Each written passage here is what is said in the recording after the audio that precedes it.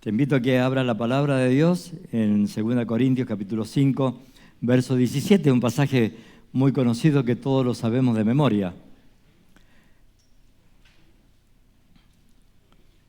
Dice 2 Corintios capítulo 5, verso 17, de modo que si alguno está en Cristo, nueva criatura es, las cosas viejas pasaron, he aquí todas son hechas nuevas.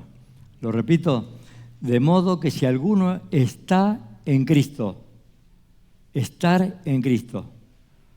De modo si alguno está en Cristo, nueva criatura es, las cosas viejas pasaron, he aquí todas son hechas nuevas. Mira, esto nos marca un antes y un después. Y nos marca una posición, dónde te encuentras, un estado. Y a nosotros, a lo largo de la vida y de los años, siempre hay algo que nos marca. Y decimos, bueno, a partir de tal cosa pasó esto. Bueno, yo en el año 1980, hace muchos años, me casé con mi amada esposa que está aquí. Entonces yo antes era soltero, eso marcó mi vida en el año 80 y ahora soy casado. En el 81, al final del 81, Gustavo me hizo papá por primera vez. Entonces eso también marcó mi vida. Ser un padre no es lo mismo que no serlo. La responsabilidad que eso implica. Hay otros que le puede marcar, bueno, me recibí de abogado, me recibí de arquitecto, me recibí de médico. Entonces siempre te marca, tu vida te marca algo. Hay otros que, por ejemplo, le puede marcar una enfermedad, la pérdida de un ser querido. Y bueno, ponerle a tu lista lo que quieras ponerle. Mira, es tan profundo esta palabra que el apóstol Pablo lo nombra más de 80 veces, esta palabra en Cristo. Fíjense, todas las bendiciones espirituales están en Cristo. El regalo de Dios es vida eterna en Cristo. Tenemos redención en Cristo. No hay condenación para los que están en Cristo. Nada nos podrá separar del amor de Dios que es en Cristo. Que Dios nos bendijo con toda bendición espiritual en los lugares celestes en Cristo. Que nos perdonó Dios en Cristo. Que tenemos unidad en Cristo. Que Dios nos ha reconciliado con al mundo en Cristo. Somos un cuerpo en Cristo.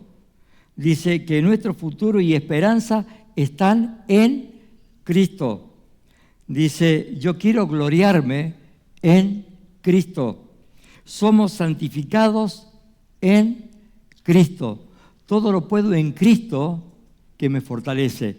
Y también le dice a las viudas que se pueden casar en el Señor, o sea, en Cristo. Es muy profunda y el apóstol Pablo utiliza en todas sus cartas esta palabra, en Cristo. Es lo importante que cambia tu vida.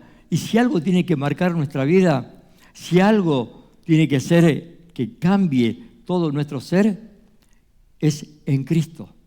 Hay un antes y un después de haber recibido a Cristo como nuestro Salvador. Ahora, para poder entender esto, tenemos que ir al Éxodo. Vamos a ir al Éxodo capítulo 6, verso 5.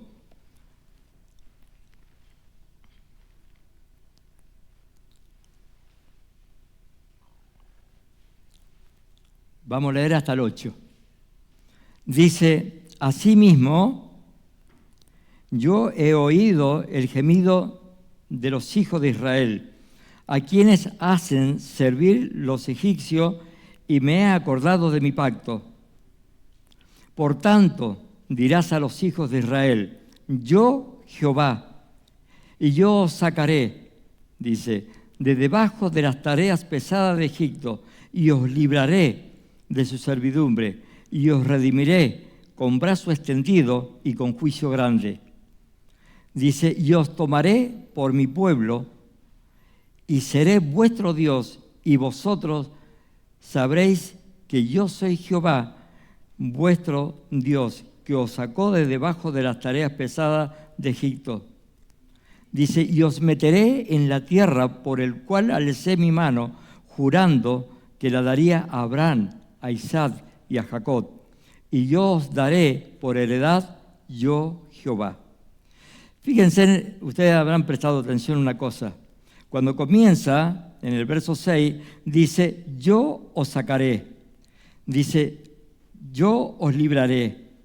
Yo redimiré. Dice, yo os tomaré. Yo os meteré. Yo os daré. Fíjense qué haces vos y qué hago yo, mi hermano y mi hermana. Quiero decirte que nada vos y yo podemos hacer para ganarnos el favor de Dios. Nada podemos hacer. Todo lo hace el Señor. Nos encontramos con un pueblo que es el pueblo de Israel, que está bajo la esclavitud de Egipto. Egipto es el símbolo del mundo. Ellos estaban bajo la esclavitud. Entonces Dios elige un hombre llamado Moisés, y lo envía a liberar a ese pueblo. ¿Qué es lo que hace? Lo toma de la tierra de Egipto, lo saca, lo hace cruzar el Mar Rojo y comienzan a caminar hacia la tierra prometida. ¿Qué es lo que quiero decirte eso? Y es el punto que vamos a ver hoy. Estar en la tierra prometida es tener comunión con Dios. Estar fuera de la tierra prometida es no tener comunión con Dios. Ustedes acuérdense de Adán y Eva. Adán y Eva estaban en el paraíso y dice que la presencia de Dios estaba en el paraíso, o sea, en el huerto del Edén. Dice que Dios, ¿cómo sería? Porque no hay forma de pensarlo.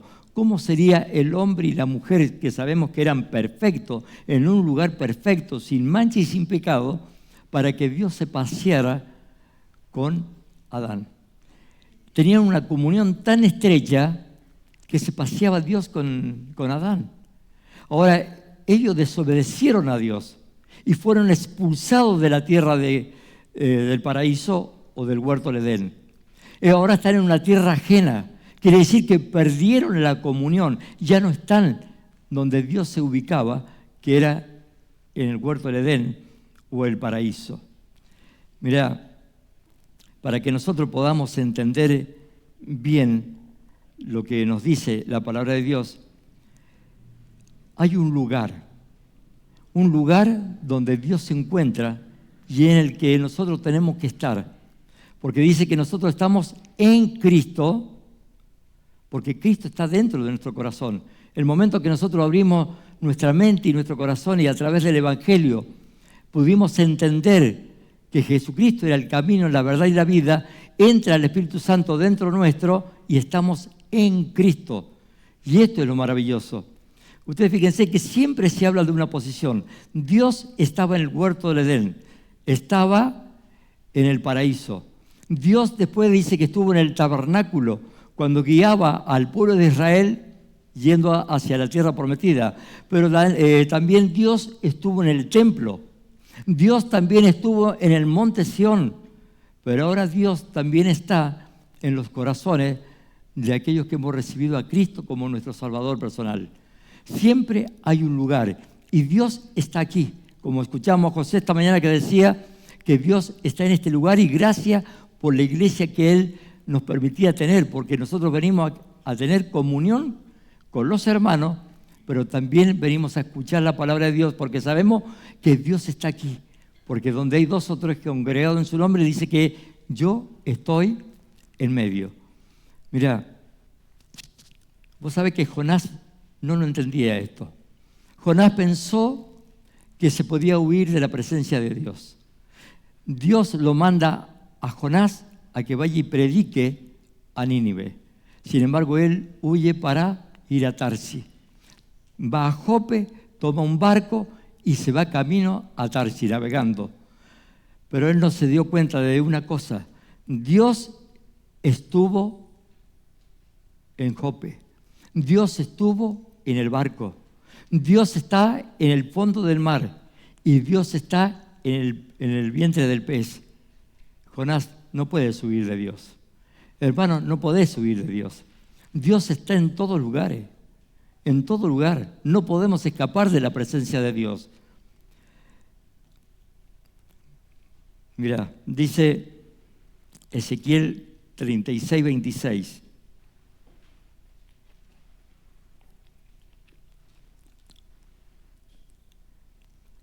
Quisiera hacer este comentario antes.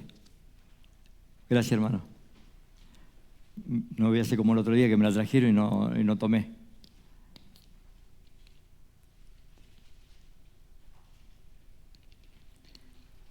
Ustedes saben que Noé, Dios le indica que construya un arca. ¿Por qué? Porque el pensamiento y el corazón del ser humano era de continuo hacia el mal. No había nada bueno. Entonces Dios tenía que exterminar con el hombre y la mujer y con todo lo que había sobre la faz de la tierra.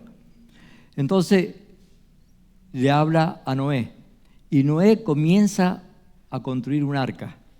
Mientras que él va construyendo el arca, va predicando el evangelio como se predica hoy en la actualidad. En cambio, en esos tiempos no creía lo que decía Noé. Noé decía que iba a haber un diluvio, que iba a llover tanto, que iba a desaparecer todo hombre y toda bestia de la faz de la tierra. No le creyeron. ¿Por qué no le creyeron? Porque nunca había llovido. Subía un vapor de la tierra hacia arriba y de esa forma se regaban las plantas y todo ser viviente. Después que pasa esto, Dios cierra la puerta del arca y manda el diluvio. Y era tanta cantidad de agua. Uno se admira de ver en la televisión lo que está pasando en Bahía Blanca. Digo yo, hay lugares hasta 3 metros de altura, los vehículos hasta el techo todo tapado. Digo, lo que ha sido el diluvio, para subir 150 metros o codos más alto que cualquier cerro o montaña que vos te imagines. No quedó ningún ser viviente, solamente se salvaron Noé, su esposa, sus 3 hijos y sus 3 nueras y los animales que habían metido adentro. ¿Qué es lo que quiero decirte, mi hermano? Cuando vos estás en Cristo, porque si vos te pones a mirar la historia del arca de Noé, ellos se salvaron porque estaban dentro del arca. El arca fue su salvación, porque las aguas, dice que golpearon contra el arca comenzó a flotar, pero estaba tan diseñada que fue por Dios que no entró agua, ni siquiera se hundió. Y se salvó Noé, se salvó su esposa, sus 3 hijos y sus 3 nueras, y se salvaron los animales que habían subido dentro del arca. Por eso estar en Cristo va a pasar esto. Ezequiel 36, 26. Dice Ezequiel capítulo 36, 26. Dice, os daré un corazón nuevo. Dice, os daré un corazón nuevo y pondré mi espíritu nuevo dentro de vosotros y quitaré de vuestra carne el corazón de piedra y os daré un corazón de carne. El próximo. Dice, y pondré dentro de vosotros mi espíritu y haré que andéis en mis estatutos y guardéis mis preceptos y los pongan por obra. Fíjense cómo se vuelve a repetir de nuevo lo que leímos recién anteriormente. ¿Quién es el que pone? Dios dice, os daré. Dios dice que pondré un espíritu nuevo dentro de vosotros. Dios es el que quita el corazón de carne y el de piedra y pone uno de carne. Y os daré. Y pondré dentro de vosotros mi espíritu y haré, dice, que andéis en mi estatuto. Todo lo vuelve a hacer Dios. No hay nada, mi hermano, nada que vos y yo podemos hacer.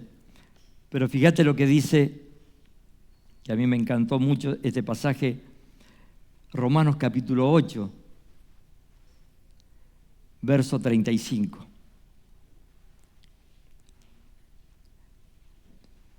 Dice este versículo tan maravilloso de la palabra de Dios, dice, ¿quién nos podrá separar del amor de Cristo? Dice, tribulación, Dice, o angustia, o persecución, o hambre, o desnudez, o peligro, o espada.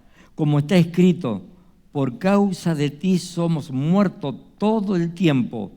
Somos contados como ovejas de matadero. Antes, en todas estas cosas somos más que vencedores por medio de aquel que nos amó. Por lo cual estoy seguro, presten atención a esto, por lo cual estoy seguro de que ni la muerte, ni la vida, ni ángeles, ni principados, ni potestades, ni lo presente, ni lo porvenir, ni lo alto, ni lo profundo, ni ninguna otra cosa creada nos podrá separar del amor de Dios, que es en Cristo Jesús, Señor nuestro. Como te contaba, el arca fue la protección de Noé. Nuestra protección es Cristo. Cuando nosotros estamos en Cristo, dice que somos más que vencedores, que no hay nada que nos pueda separar de su amor. Nada. Podrás pasar por tribulación, podrás pasar por hambre, por desnudez, por peligro, podrás pasar por lo que sea, pero del amor de Dios nada nos separará. Si nos separamos, somos nosotros que nos vamos de la presencia de Dios. Ahora, a mí lo que me llamó la atención fue una cosa. Yo recién hablé sobre un hombre que Dios eligió para liberar al pueblo de Israel. Egipto es el símbolo del mundo. Un día vos y yo estábamos en Egipto. Un día vos y yo estábamos perdidos. Dice que cambiamos la gloria de Dios por cosas corruptibles como reptiles, como aves, cuadrúpedos. No buscamos a Dios. Estábamos perdidos en Dios. Eso es lo que significa Egipto. Ahora, Dios manda a Moisés a sacar a ese pueblo. ¿Para qué? Para que las cadenas se rompan, les da la libertad para que pueda ahora servir al Dios vivo y verdadero. Pero si hay algo que a mí me extrañó, aquel que saca a ese pueblo de Israel, aquel que lo hace pasar por el Mar Rojo, que van caminando hacia la tierra prometida, no entra a la tierra prometida. Dice que Moisés no vio la tierra prometida, no entró en la tierra prometida, sino que la vio de lejos.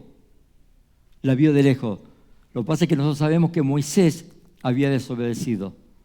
Entonces ahora, ¿cómo la vio de lejos? ¿Es que Dios a través de los años y de los siglos puede hacer ver algo? Sí, seguro que sí. Mira, acompáñame en Lucas capítulo 9, verso 28 al 31. Lucas capítulo 9, verso 28 al 31. Aquí se está refiriendo a la persona del Señor Jesucristo.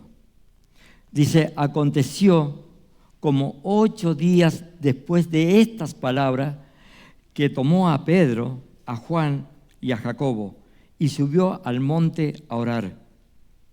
Y entre tanto que oraba, dice que la apariencia de su rostro se hizo otra y su vestido blanca y resplandeciente. Y he aquí 2 varones que hablaban con él, los cuales eran Moisés y Elías, quienes aparecieron rodeados de gloria y hablaban de su partida que iba Jesús a cumplir en Jerusalén. Mirá, aquí la palabra, cuando dice hablaba de su partida, en el original es éxodo. O sea, el éxodo final, el éxodo perfecto, el que va a ser de una sola vez para siempre. Porque Moisés aparece y está hablando con la tierra prometida, porque Jesús es mi tierra prometida. Jesús es tu tierra prometida. Él dice que en la casa de mi Padre muchas moradas hay. Si así no fuera, yo lo hubiera dicho. Iré pues a preparar lugar para que donde ustedes estén, o sea, para que donde yo esté, ustedes también estén. Jesús es la tierra prometida. Cristo es la tierra prometida. Y a través de los siglos Moisés pudo ver la tierra prometida, que después pasan los siglos y ahora lo vemos con el Señor Jesús y Elías. Ahí estaba Moisés contemplando la tierra prometida. Y esto es maravilloso, mis queridos hermanos, de poder saber que Cristo es nuestra tierra prometida. Hay cosas que no entendemos, mis queridos hermanos. Fíjate lo que nos dice la palabra de Dios en Isaías capítulo 55, verso 8. Un pasaje conocido que lo conocemos prácticamente todos. Isaías 55, verso 8.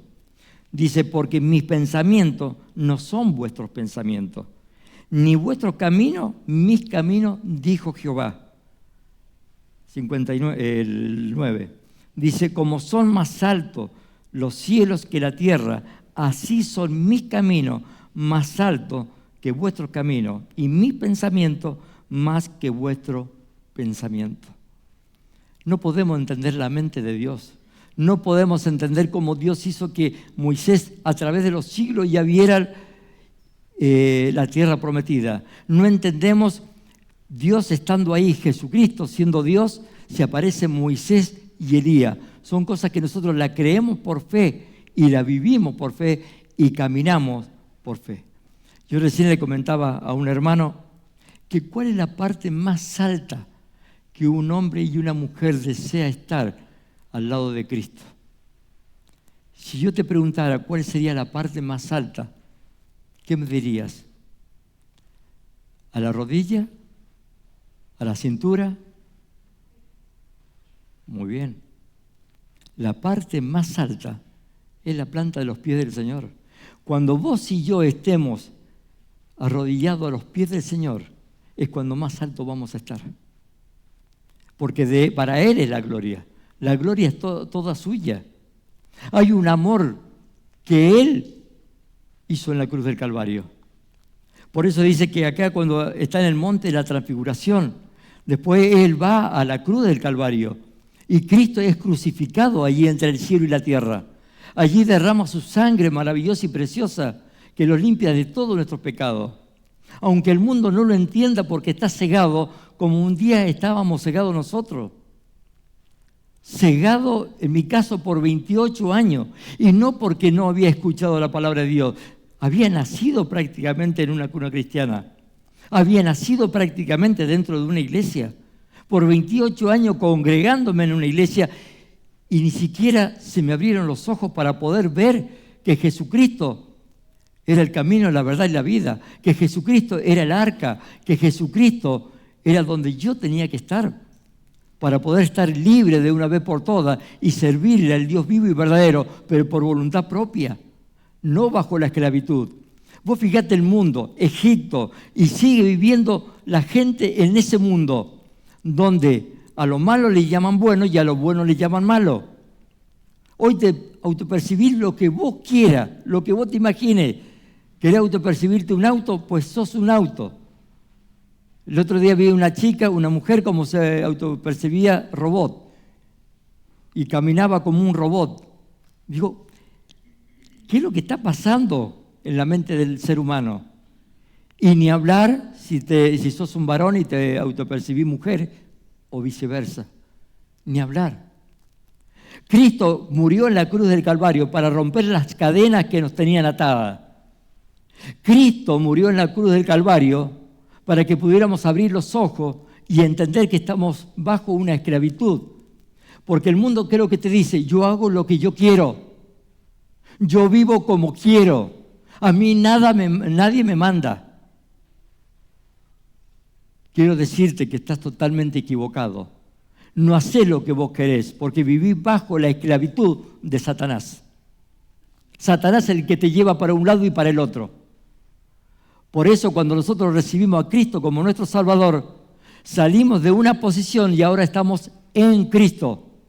Y cuando estamos en Cristo, dice, todas las cosas viejas pasaron. O sea, yo no tengo más nada que ver con el mundo. Ya no tengo más nada que ver con aquellas cosas que antes me atraía, ahora no me atraen. Ahora las aborrezco. Si antes yo no perdonaba, pues ahora perdono. ¿Por qué? Porque hay un amor que Dios puso en mi corazón y en el corazón de cada uno que haya recibido a Cristo como su Salvador. Mira, yo voy a parar un segundo o unos minutos. Vamos a escuchar una participación. Porque yo, mi querido hermano, y quiero que vos también ahora en esta mañana podamos corresponder al amor que Jesús nos da. Ahora vamos a escuchar a Gustavo y a Vanina y luego sigo con el mensaje.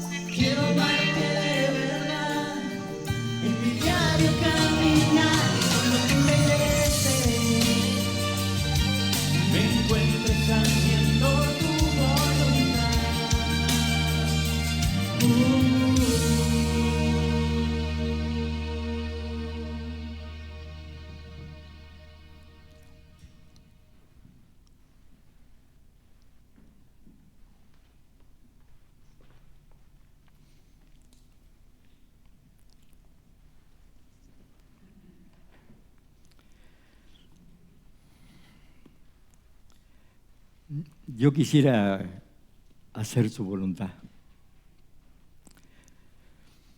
Cuando vos estás en el centro de la voluntad de Dios, es lo mejor.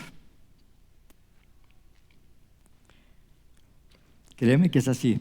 Perdóname que me quiebre un poco.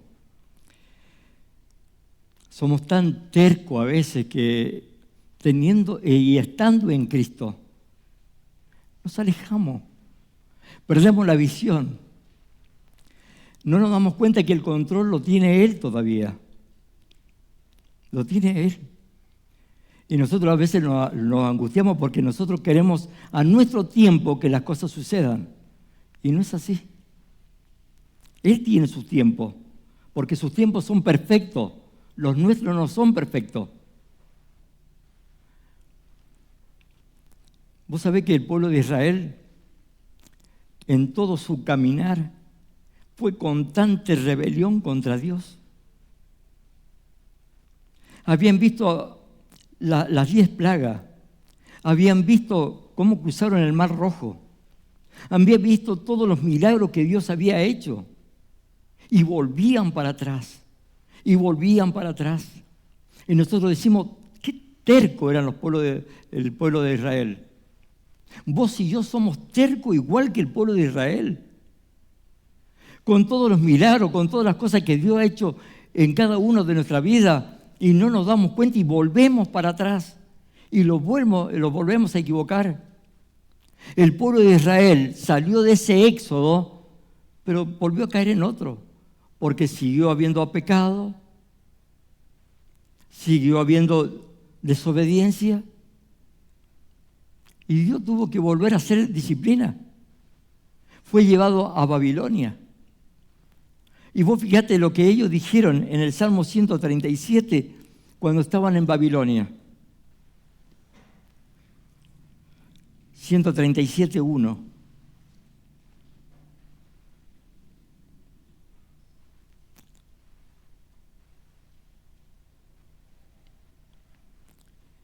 Dice, junto a los ríos de Babilonia, allí nos sentábamos y aún llorábamos, acordándonos de Sión. Anda cambiando, Rebeca, por favor. Dice, sobre los sauces, en el medio de ella, colgábamos nuestras arpas. Y los que nos habían llevado cautivos nos pedían que cantásemos, y los que nos habían desolado nos pedían alegría, diciendo, cántanos algunos de los cánticos de Sión. ¿Cómo cantaremos cántico de Jehová en tierra extraña? Si me olvidara de ti, oh Jerusalén, pierda mi diestra su destreza. Mi lengua se pega al paladar, dice, a mi paladar. Si de ti no me acordare, si no enalteciere a Jerusalén como preferente asunto de mi alegría. Yo quiero decirte, mi hermano, mi hermana, quiero decirte, ¿cómo vas a cantar cántico de alabanza en tierra ajena, en tierra extraña? Vos imaginate que vos te salga por un momento, porque la palabra de Dios dice que el que cree estar firme, mire que no caiga, que Dios los libre, pero en algún momento nosotros salgamos de acá de la iglesia y me fuese al mundo. Y estoy ahí en un boliche bailable o en lo que vos quieras. ¿Cómo voy a cantar cántico de alabanza a Dios en ese lugar? Estoy en un lugar extraño, no es mi lugar.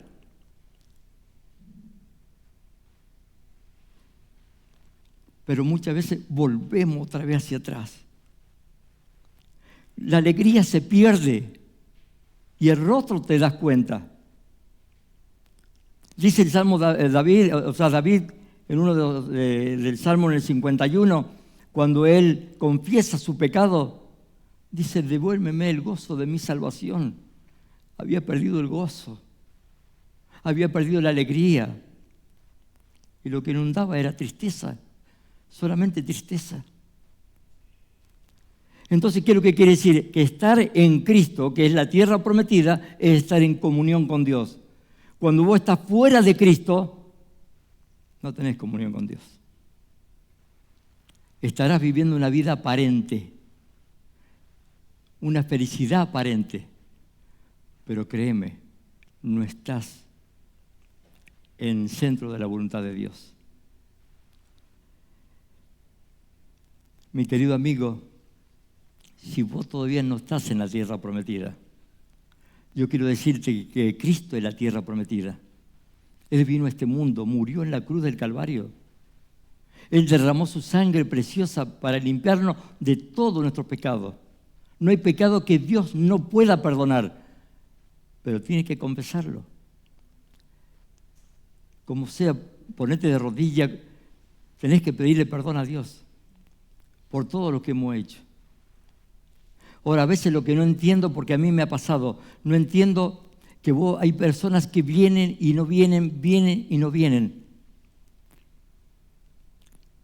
¿Sabe lo que pasa? Uno no puede juzgar porque uno no ve los corazones. Dios sí puede juzgar. Uno por los frutos dice que uno puede conocer a las personas. Pero yo creo que a veces uno se equivoca. Ser religioso con tener una relación con Dios que es totalmente diferente. Con estar en Cristo. Dice, ¿cómo voy a cantar cánticos? Se burlaba el pueblo que lo había llevado cautivo a Babilonia, se burlaba el pueblo de esta gente. Como no tenían alegría, bueno, canten de esa alegría que tenían. Pero ahora estaban nuevamente en la esclavitud. Pero yo doy gracias a Dios, ¿saben por qué? Porque ese éxodo, el último, es Cristo. Es Cristo. Porque un día la iglesia será tomada y vamos a ir a la presencia de Dios, donde ya no hay relación con el pecado, donde no hay muerte, no hay dolor, no hay tristeza, no hay nada. Y eso es lo maravilloso, es lo que vos y yo, mi hermano y mi hermana, tenemos que anhelar. Yo cuando oraba anoche, le pedía, Señor, cómo me gustaría estar en el momento del rapto. Pero también tengo que predicar el Evangelio. Tengo que salir a predicarle a personas, porque el tiempo va pasando y millones de almas, mientras que yo estoy hablando acá, están pasando la eternidad sin Dios, sin Cristo y sin esperanza, a una eterna condenación. Nosotros que tenemos la verdad, nosotros que tenemos el regalo precioso que Cristo nos dio, a veces callamos cuando tendríamos que estar gritando a los cuatro vientos. Decirle lo que Cristo hizo en mi vida y en la vida de mis hermanos. Él puede cambiar todo. Puede cambiar todo. Mi querido hermano, quiero que Dios te bendiga y que realmente pensemos que en Cristo estamos seguros. Vos fíjate algo loco que leí. Estaba el rey Naamán, y con esto ya termino. Estaba con lepra, la lepra era el símbolo del pecado, y dice que el profeta Eliseo le dice que se tiene que ir a bañar 7 veces en el río Jordán. Este rey de los asirios, Naamán, se enojó. Porque dice, ¿cómo no vino el profeta? ¿Por qué mandó a su siervo? Se enojó porque no hizo algo espectacular como la gente pide. ¿Qué es lo que pide la gente? Algo espectacular. Alguien que se tire al suelo, que le pongas la mano, que se caiga, o ver un milagro. Yo vi una imagen, o vi esto. Eso es lo que pide la gente. Y Dios dice, yo señales no les voy a mandar. Porque la única señal es el Hijo de Dios. Señales no les voy a mandar. Por eso se enojó este rey Naamán. Y dice, y no había agua más limpia que el río Jordán, tiene que ser en este río. Pero así todo fue y entró y se bañó 7 veces. Tenía que sumergirse y salir, sumergirse. Cuando salió la 7ª vez, dice que su lepra desapareció del cuerpo. Y su piel era como la de un niño. Pero lo más loco de todo, fíjate lo que pide Eliseo. Eliseo le dice a Eliseo, déjame llevar tierra, cargar las mulas y llevar tierra a Damasco, a mi casa. ¿Qué regalito? ¿Para qué quiere tierra? Yo quiero las 2 mulas, quiero cargarlas con tierras y llevarla. ¿Por qué? Porque él antes creía en Morrum, que era el dios de Siria, y ahora creía en Jehová de los ejércitos, el Dios de los hebreos. Me quiero llevar un poquito de tierra, porque quiero llegar a mi casa, dice, y hacer un altar y adorar al Dios de Israel, adorar a Jehová de los ejércitos. Quería tenerlo en su casa, un altar en su casa. Y esto nos deja una lección, mis queridos hermanos, no solo aquí, sino en tu casa, también tenés que tener tu altar. Un altar donde yo derrame lágrimas, donde ore por mis hermanos, donde le pida perdón a Dios y confiese todos mis pecados. Es un altar donde voy a estar seguro, porque ahí descanso, ahí descanso. Ojalá, mi querido hermano, que tengas ese altar y vas a saber cómo tu vida va a cambiar. Tu vida va a cambiar y la tuya va a cambiar. Todo cambia, mi querido hermano. Entonces vamos a vivir para la gloria de Dios y vamos a estar a sus pies, sirviéndole, porque dones nos ha dado Dios para la edificación del cuerpo de Cristo. Y los dones, ¿qué estás haciendo con los dones? Los dones son para ponerlo al servicio de los hermanos. Los dones de ustedes yo los necesito para edificarme. Mis hermanos, hagamos un altar en nuestra casa. Y si vos no tenés a Cristo, recibilo para que también tengas tu altar y la tierra prometida. Que el Señor bendiga su palabra.